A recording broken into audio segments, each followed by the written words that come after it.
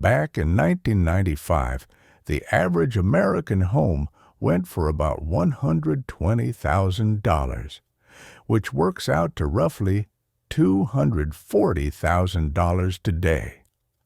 A middle-class family could often qualify for a mortgage on a single income, something that feels out of reach now. The dream of owning a modest home with a yard wasn't far-fetched. It was the middle-class expectation. Median household income sat near $35,000 in 1995, about $70,000 in today's money. That paycheck was enough to keep a roof overhead, 2 cars in the driveway, and maybe a bit tucked away for savings. Families didn't live like kings, but they didn't feel squeezed either. Middle class meant stability, and for many, that felt more than enough. Gasoline averaged about $1.10 a gallon in 1995, which is only about $2.20 in today's dollars. Filling up the tank didn't empty your wallet, and it meant plenty of freedom for weekend drives or road trips. Families thought nothing of piling into the minivan and heading down the interstate back when gas prices didn't dictate your travel plans. A new car in the mid-1990s averaged around $17,900, which equals about $38,000 today. Practical sedans like the Ford Taurus or Honda Accord lined driveways in the suburbs. They weren't flashy, but they were dependable. Owning a family car wasn't about luxury. It was about getting the kids to school, work on time, and vacations down the highway. A doctor's visit in the 90s often cost $40 to $50, about $80 to $100 in today's terms. Many folks even paid less depending on their plan. You paid at the counter, shook the nurse's hand, and that was that.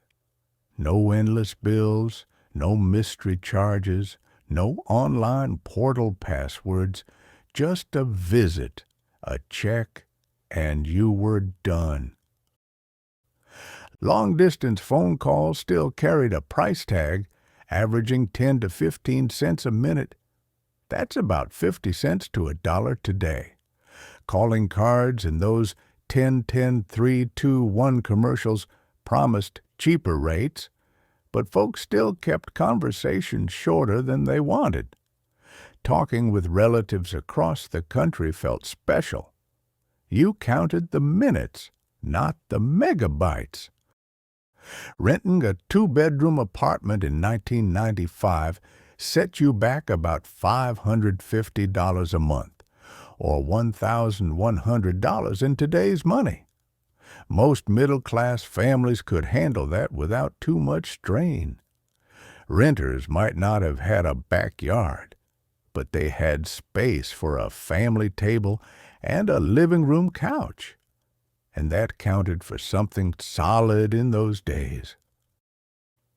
Public college tuition cost around $2,800 a year in 1995, or about $6,000 in today's money. Middle-class families could often cover tuition with savings, part-time jobs, or modest loans. A 4-year degree didn't mean decades of debt. Parents felt proud sending their kids off to college knowing it was affordable enough to give them a running start. A trip to Disneyland in 1995 cost $35 for an adult ticket, around $70 today. For a middle-class family, it was a stretch, but doable. You saved, packed sandwiches in the cooler, and splurged on a few Mickey souvenirs. The magic of the park wasn't about luxury pricing. It was about the family memories it gave back. Babysitting remained a steady gig for middle-class teens, especially girls.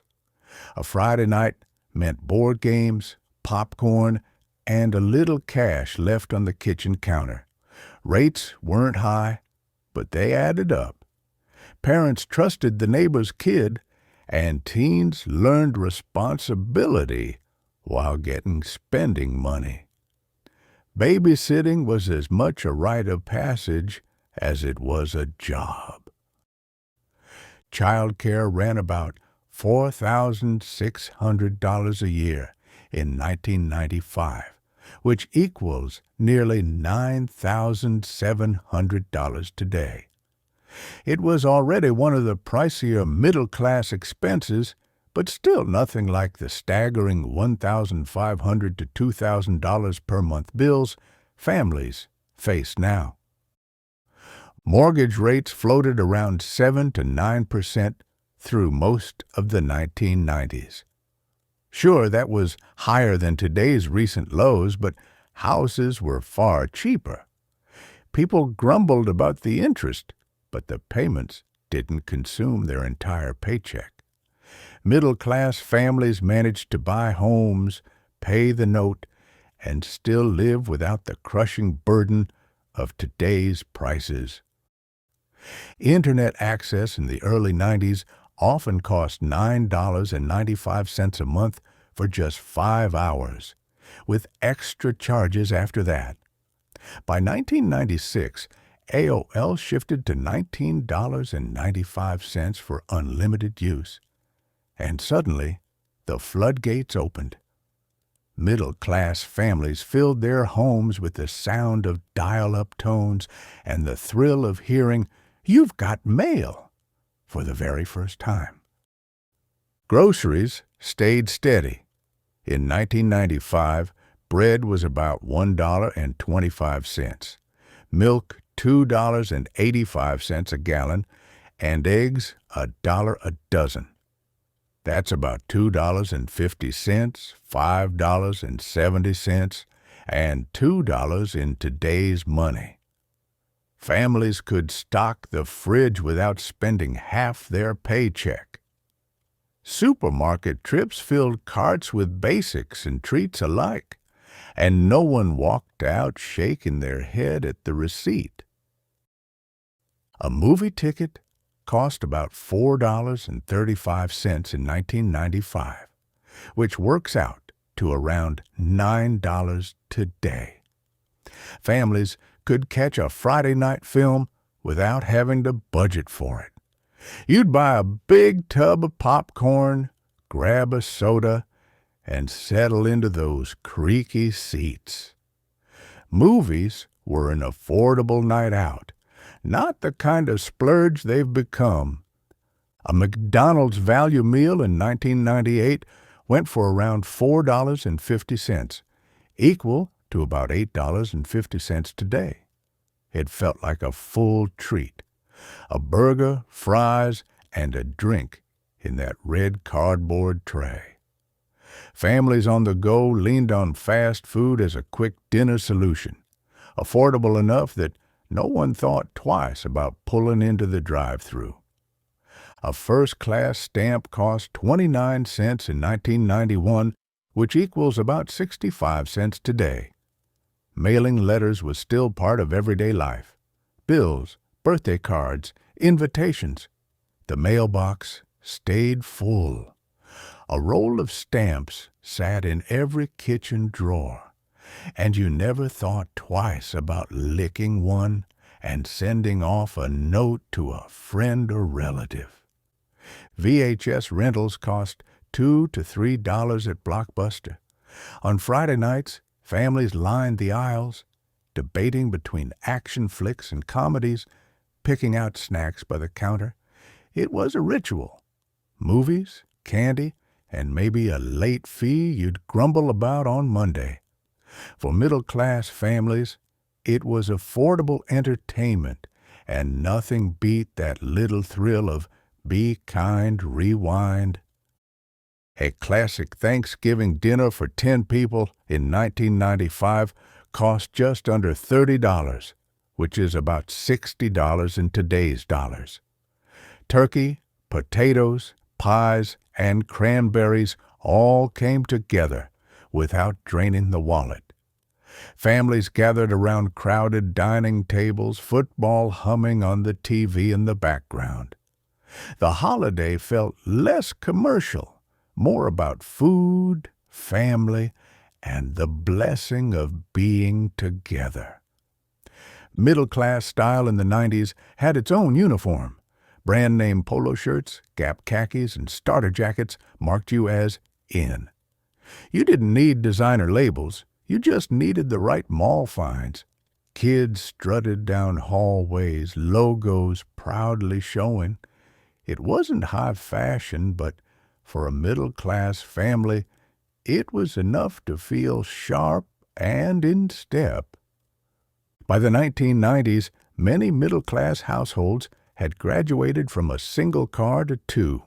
Usually, it was a dependable sedan for commuting and a larger minivan or SUV for family duties. Having two vehicles didn't mean wealth. It simply meant juggling jobs. School and errands was easier. Driveways filled with vehicles told the story of busy suburban life. Kids traded Pokemon cards at school lunch tables, middle-class hallways buzzing with talk of Charizard and holographic rares. Sandwiches sat forgotten while negotiations got heated. Some kids treated binders of cards like treasure chests, flipping through sleeves with pride. For many, those playground trades were their first lessons in business, bargaining, and maybe a little heartbreak. Dodge Caravans and Ford Explorers became suburban symbols of middle-class life. Caravans hauled Little League teams and groceries, while Explorers added a bit of rugged edge to the driveway. Families proudly washed them in the yard on weekends. They weren't just cars. They were tools for everyday living, and owning one meant you were firmly planted in suburbia. Gas-guzzling SUVs were considered an affordable indulgence in the 90s, thanks to low fuel prices. Families didn't think twice about filling up a tank, even if it took 20 gallons or more. The appeal wasn't about efficiency. It was about space, comfort, and safety. SUVs were a middle-class luxury you could actually justify without breaking the bank. Shopping trips still revolved around malls, anchored by JCPenney, Sears, and Macy's. Families strolled through food courts, browsed racks, and let kids hang around arcades. The mall wasn't just about buying things. It was about community and culture. For middle-class families, a Saturday at the mall was both an errand and an outing, a tradition that defined the decade. Employer-sponsored health insurance averaged about $5,300 a year in 1996, a figure equal to roughly $11,000 today. That sounds steep, but it pales in comparison to the $22,000 average premium for families now. The paperwork was simpler, too. Most people got a plastic card and a booklet, and that was about all the insurance knowledge you needed. Walmart expanded rapidly in the 1990s, becoming the one-stop shop for middle-class families. It wasn't glamorous, but it stretched the dollar. Clothes, groceries, toys, even auto supplies.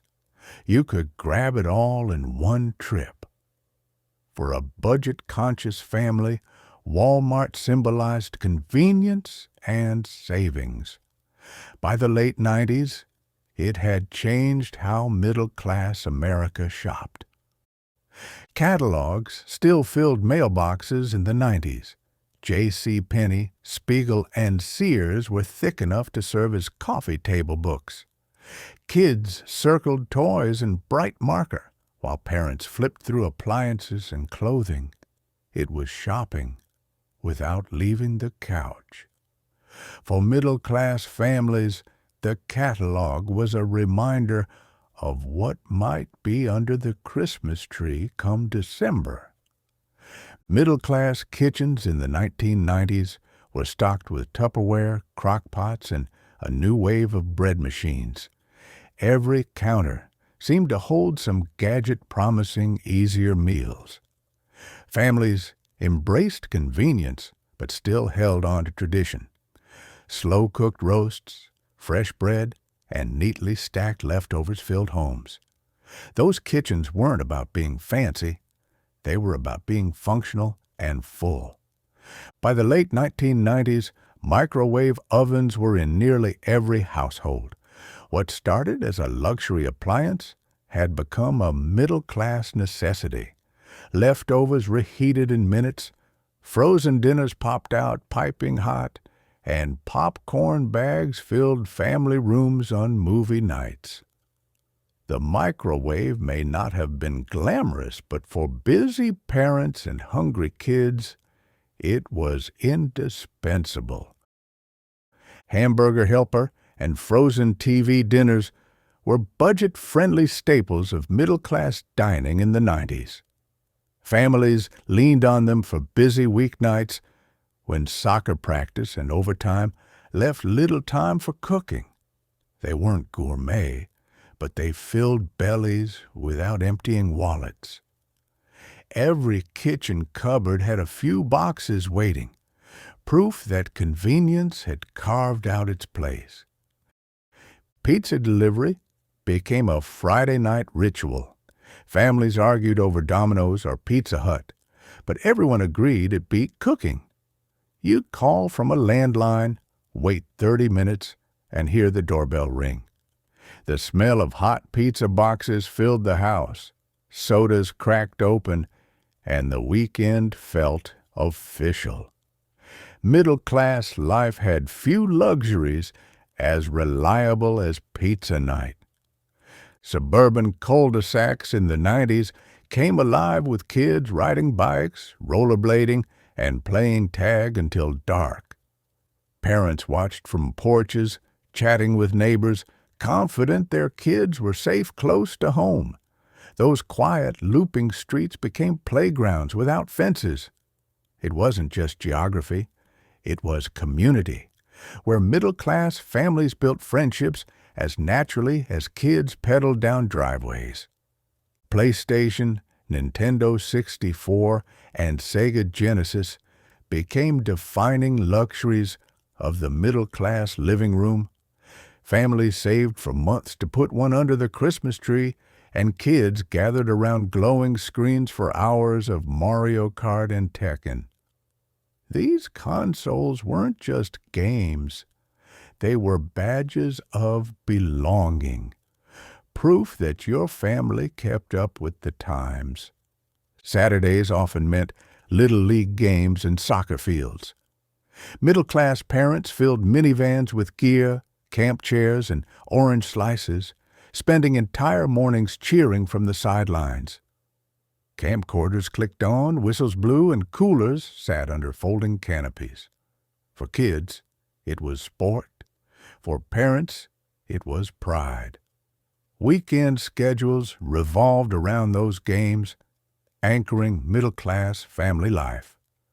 Schools in the 1990s still relied on overhead projectors, chalkboards, and Ditto machines for handouts.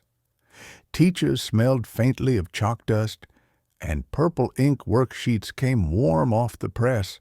The technology wasn't fancy, but it worked.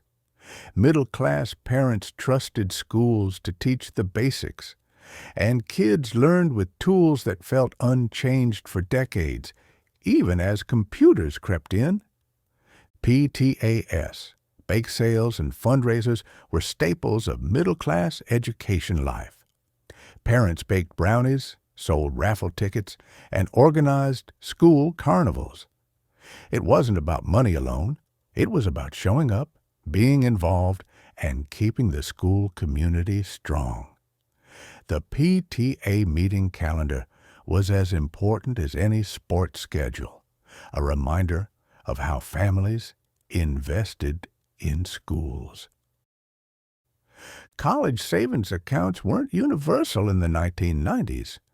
Many families leaned on modest savings, part-time jobs, or student loans when the time came. The idea of 529 plans and structured investments hadn't yet taken over. Middle-class parents hoped to help, but often it meant covering a semester or two, not the whole ride. College felt expensive, but reachable. Teachers still held respected roles in the 90s community. Parents trusted them, students listened, and schools often felt like extensions of the neighborhood. A parent-teacher conference was less about confrontation and more about collaboration. Middle-class families believed education mattered, and teachers had the authority to guide it. Respect for educators hadn't yet become the battlefield it sometimes feels today. Suburban development boomed in the 1990s, with new subdivisions sprouting across the country. Middle-class families moved into freshly built homes with wide driveways and small backyards. Streets filled quickly with kids, mailboxes, and basketball hoops. The dream of new construction wasn't out of reach. Builders marketed directly to middle-income families, and many found themselves in brand-new neighborhoods. McMansions began to appear in the 90s, signaling a shift from modest split levels in ranch homes. Larger, two-story houses with vaulted ceilings and three-car garages caught middle-class eyes. For many, it wasn't about necessity. It was about aspiration. Middle-class families stretched a little further, wanting homes that looked impressive from the curb, even if they echoed inside. Middle-class families subscribed to magazines like Time, Newsweek, or National Geographic. Issues stacked neatly on coffee tables, waiting for Saturday mornings or quiet evenings. These weren't just magazines. They were symbols of staying informed, of belonging to a world beyond the cul-de-sac. Subscriptions were affordable, and flipping through glossy pages felt like an essential part of being middle class. The evening news at 6:30 p.m. was still a family ritual. Parents sat with coffee or dinner plates, kids half listening as anchors recapped the day. There were no push alerts, no live tweets, just one trusted broadcast. Middle-class families got their world in 30 minutes, then switched over to sitcoms. The rhythm was steady, and information had its place. Cable TV bills in the mid-1990s averaged about $25 to $30 a month, or around $50 to $60 today. That bought dozens of channels, including CNN, MTV, and ESPN, which felt like luxuries compared to the old rabbit ears. Families argued over the remote taped shows on VCRS and discovered the joy and headaches of channel surfing. HBO and Showtime were premium add-ons in middle-class households. A few extra dollars on the monthly cable bill unlocked boxing matches, exclusive movies, and late-night specials kids weren't supposed to watch. Not every family splurged, but when they did, it felt like luxury. HBO was the crown jewel of pay TV, a middle-class treat just beyond the basic package. Saturday mornings in the 90s belonged to kids and their cartoons. Parents let them pile onto the couch with bowls of cereal while Bugs Bunny, Teenage Mutant Ninja Turtles, and Animaniacs lit up the screen. For adults, it was a rare hour of peace, coffee in hand, newspaper in lap, and the house blessedly quiet. Nickelodeon, Disney Channel and Cartoon Network became cable staples for middle-class homes. Nick gave kids slime and sitcoms, Disney offered safe family fun, and Cartoon Network replayed classics alongside new shows. Parents grumbled about cable bills, but loved having reliable channels for the kids. Saturday evenings weren't complete without a little channel flipping between cartoons and family comedies. Internet chat rooms became the new hangout for middle-class teens in the 90s. AOL, Yahoo, and MSN had spaces buzzing with screen names and endless abbreviations. ASL was typed more times than anyone could count. Parents didn't quite understand it, but kids spent hours talking to strangers who felt like friends.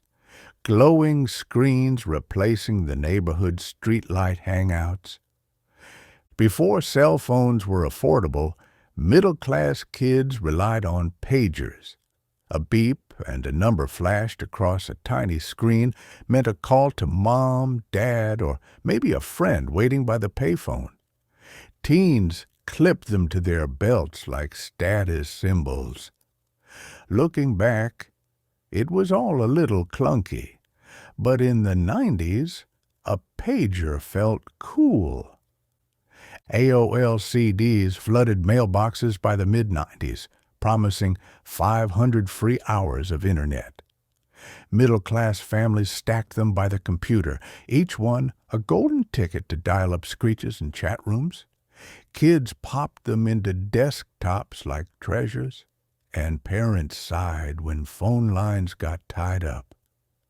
That shiny disk became the bridge to a new world. Middle-class families often had backyard pools, sometimes in-ground, but more often those big above-ground circles with blue liners and wobbly ladders. They weren't glamorous, but on a hot summer day, nobody cared. Kids splashed, dads grilled, and moms brought out lemonade. Neighbors wandered over with towels in hand, because back then, a pool was a magnet for community. Suburban garages in the 90s overflowed with tools, bikes, sports gear, and maybe a half-finished project. The workbench smelled of WD-40, and the rafters held camping gear. Few cars actually fit inside. For middle-class families, the garage was more than storage. It was a workshop, a clubhouse, and a place where dads taught kids how to swing a hammer.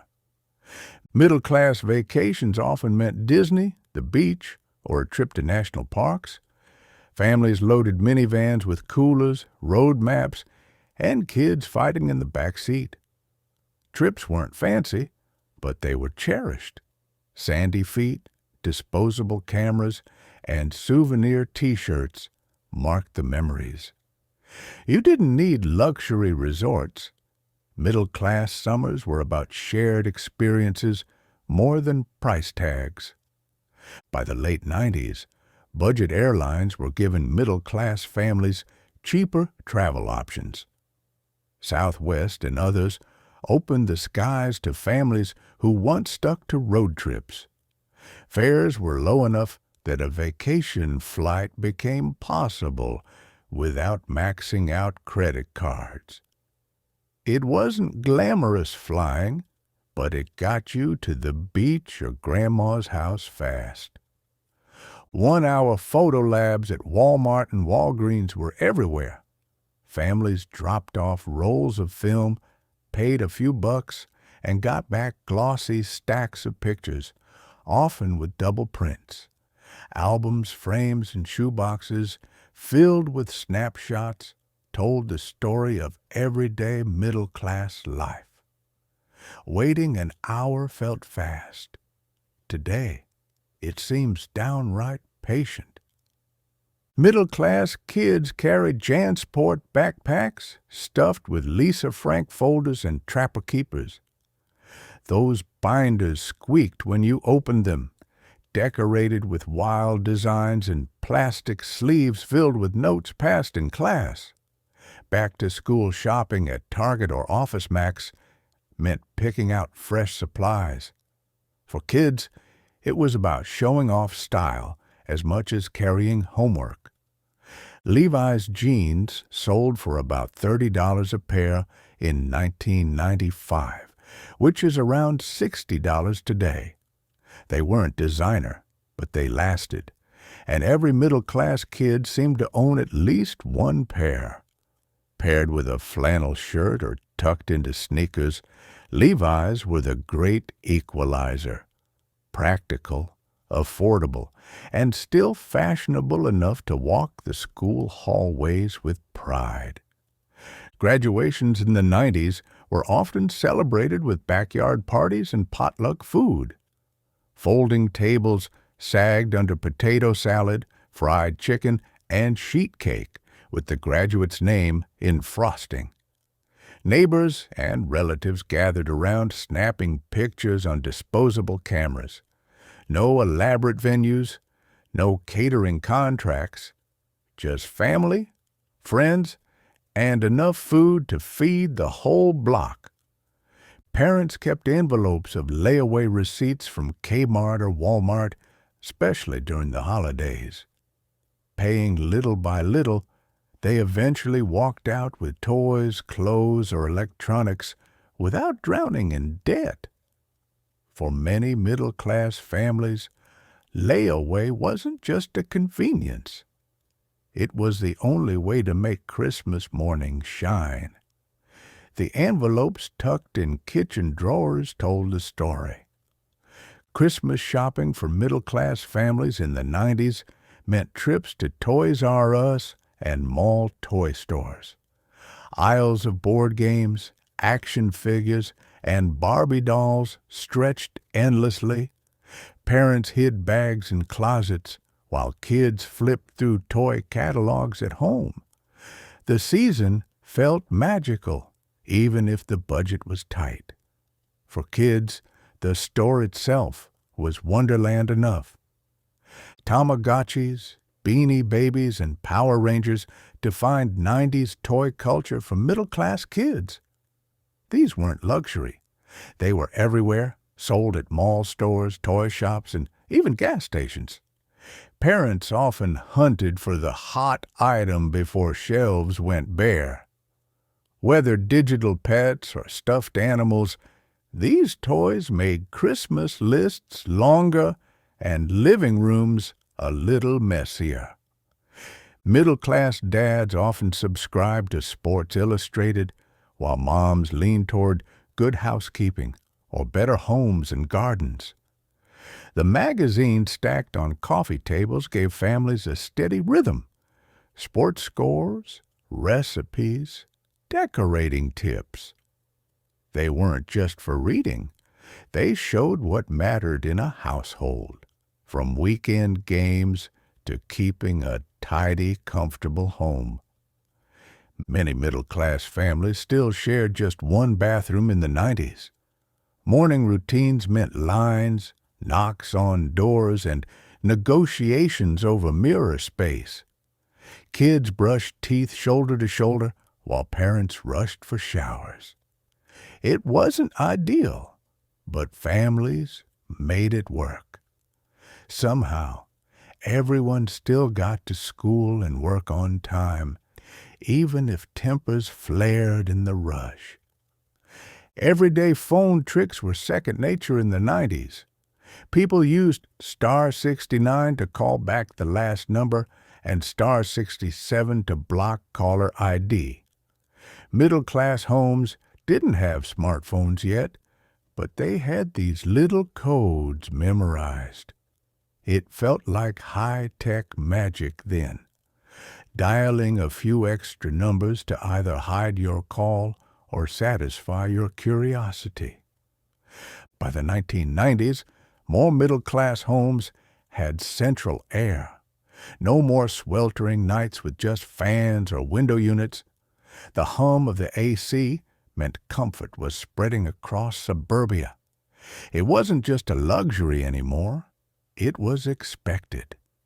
For families, cool air became another marker that they had made it into a comfortable middle-class life.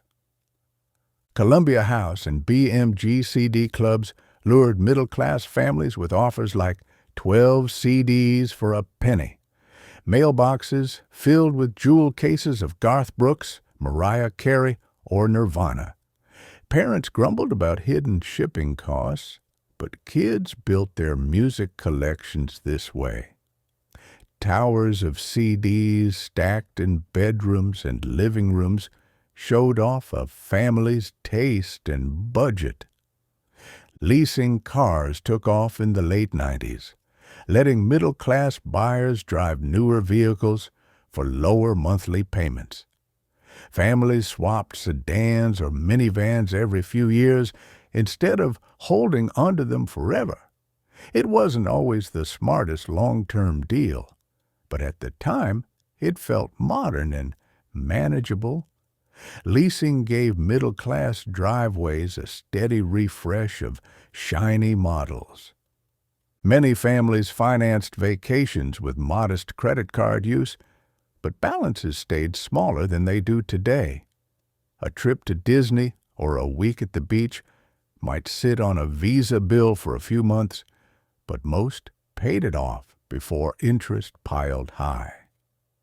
Credit wasn't always friendly, but it didn't feel crushing the way it can now. Credit card interest rates were steep in the 90s, often around 18%, but balances were smaller on average. Families weren't juggling endless subscriptions or surprise fees. Instead, the card covered a vacation, a TV, or back-to-school shopping. Debt existed, but it felt manageable. For middle-class families, plastic was a tool, not yet a trap. Suburban block parties brought neighborhoods together with potluck dinners, slip-and-slides, and sparklers. Streets were blocked off, music played from boom boxes, and folding tables sagged with casseroles. Parents mingled while kids raced bikes up and down the road. It was middle-class community at its best, casual, friendly, and full of the kind of togetherness that feels rare today. Middle-class teens in the 90s often worked part-time jobs at grocery stores, movie theaters, or Blockbuster. Paychecks were modest, but they bought gas, clothes, or the latest CDs. Parents encouraged it. Work built character. For many teens, those jobs were their first taste of responsibility, learning customer service while sneaking peeks at free movie rentals or discount snacks. Most homes still had just one family computer, usually set up in the living room or the basement. Kids typed up book reports in WordPerfect, parents checked the news, and sometimes the whole family crowded around for solitaire. That one computer was shared by everyone, with dial-up minutes fought over like prized TV time in earlier generations.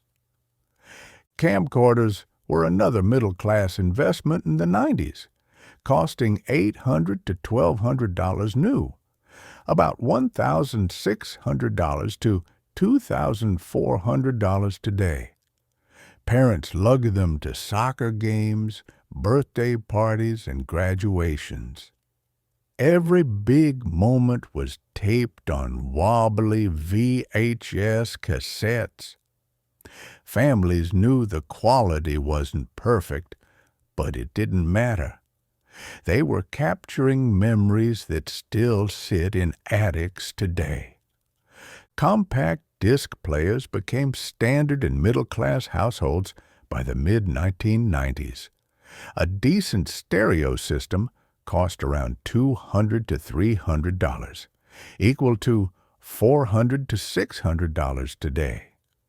Towers of jewel cases lined living room shelves, holding everything from Garth Brooks to Nirvana. Hitting play felt futuristic compared to tape decks, and families gathered to enjoy music without the hiss. School lunches in the 90s were packed with Lunchables, Capri Sun pouches, or maybe a thermos of soup. Kids sat in noisy cafeterias, trading pudding cups or chips like currency. Parents felt good, knowing a couple bucks stretched far, and kids felt independent opening those little plastic trays with crackers, cheese, and tiny slices of ham. Computer desks with sliding keyboard trays became suburban furniture staples. Every middle-class home seemed to have one in the corner of the living room or basement. The bulky monitor sat on top, the tower hummed below, and the squeaky tray slid in and out. It wasn't just furniture. It was the family's portal to the future. Printers were slow, noisy beasts in the 90s. Dot matrix models clattered out pages with perforated edges, while inkjets later sputtered in uneven streaks. Families groaned when a school paper jammed at midnight. Cartridges felt expensive even then, but printing at home still beat running to Kinko's. Every kid knew the whine of a printer finishing a project. Middle-class kids printed school projects with clip art from Microsoft Works. You'd see pixelated pictures of globes, stars, or cartoon pencils pasted beside essays. Teachers didn't mind. It looked high-tech at the time. Parents hovered nearby, making sure the margins looked right. Nothing said 90s middle class quite like a science fair poster with glossy printed clip art. Saturday mornings often meant yard sales in the neighborhood. Handwritten signs on telephone poles led to driveways filled with old toys, lamps, and VHS tapes. A few dollars bought armfuls of treasures. Families treated it like a social event, too, chatting with neighbors while sifting through boxes. Bargain hunting was just part of middle-class weekends. Caller ID boxes with little green screens sat next to the phone, glowing faintly. For middle-class families, it felt like futuristic technology. No more mystery calls. You could see who rang before you answered. Kids fought to check the screen, parents avoided telemarketers, and everyone wondered how much more advanced phones could possibly get. Call waiting and three-way calling were the must-have phone add-ons of the 90s. A beep mid-conversation meant another call, and juggling both felt sophisticated. Three-way calling let teens gossip with two friends at once, plotting plans without hogging the house line. Phone companies charged extra, but for middle-class families, it felt worth a couple extra dollars.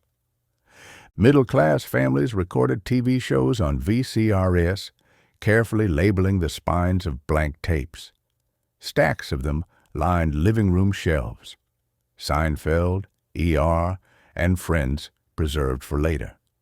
Nobody could skip commercials, but fast-forwarding with that clunky remote felt empowering. Taping shows was how families bent schedules around TV instead of the other way around. CD towers and cassette racks stood tall in living rooms, holding the family's music collection like trophies. Rows of jewel cases glistened under lamplight. Garth Brooks next to Nirvana. Celine Dion beside Pearl Jam. Teenagers proudly showed off their stacks, while parents insisted on organizing alphabetically. Music wasn't streaming. It was stacked shuffled, and displayed. Chain sit-down spots, Olive Garden, Applebee's, Red Lobster, became the go-to for middle-class family dinners.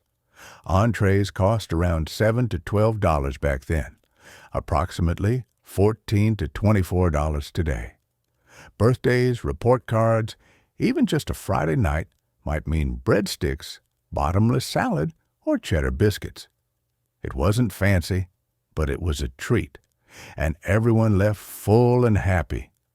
Family cookouts in the 90s often meant cheap hot dogs, burgers, and big cases of soda from Costco. Dads manned the grill while kids ran around the yard, tossing frisbees or squirt guns.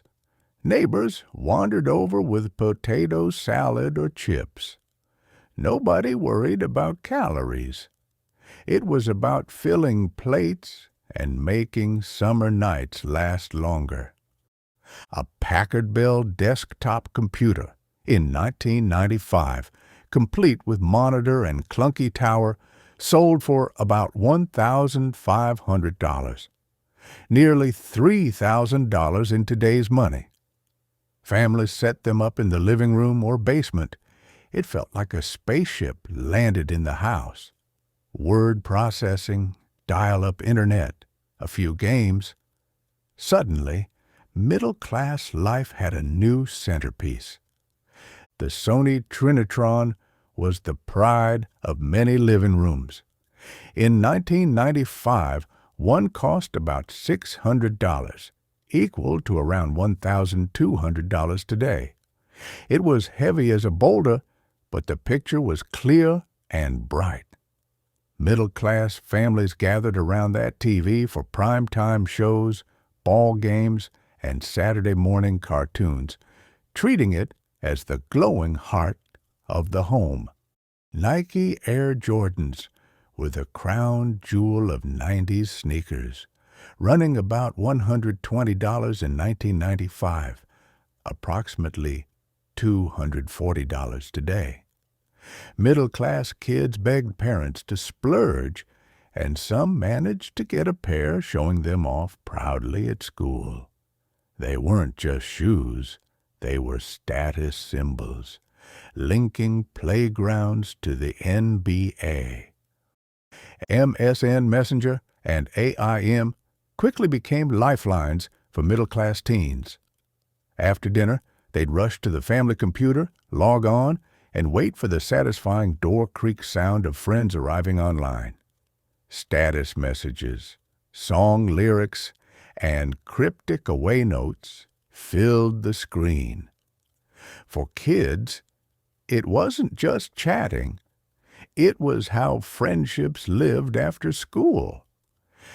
Warehouse clubs like Sam's Club and Costco exploded in popularity during the 90s. Middle-class families loaded carts with bulk toilet paper, giant ketchup bottles, and freezer packs of chicken. Free samples made Saturdays feel like mini feasts. Membership cards were proudly flashed at the door because saving money in bulk felt like the new smart way to shop. Middle-class Americans embraced DIY in the 90s. Home Depot and Lowe's became weekend destinations, with dads hauling lumber and moms picking paint swatches. Kids tagged along, grabbing hot dogs from the cart outside. Families patched drywall, built decks, and laid tile themselves. Doing it yourself wasn't just cheaper. It was a badge of suburban pride. Yards in the 90s often had swing sets, trampolines, or basketball hoops. Some were store-bought, others pieced together by handy parents. Summer days echoed with squeaks of rusty chains, bouncing springs, and the thump of basketballs on driveways. These simple setups turned backyards into playgrounds where middle-class kids spent hours until the street lights told them to come inside. Cell phones were still luxury items in 1995.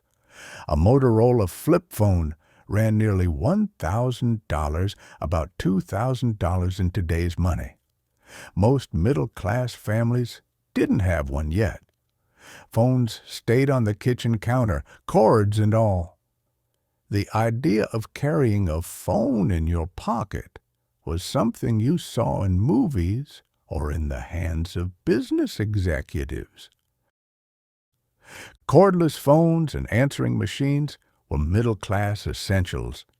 Every kitchen counter had a handset with a telescoping antenna, and every hallway table had a little black box blinking with messages. Families checked the machine after dinner, hearing the familiar voices of relatives or a reminder about tomorrow's dentist appointment. It was communication at its simplest, and it worked. Saturday nights often meant bowling alleys packed with middle-class families. Shoes squeaked, pins crashed, and pitchers of soda or beer sat on tables. Glow-in-the-dark bowling took off by the late 90s, turning it into a neon party. Families loved it because it was affordable fun, something that brought everyone together.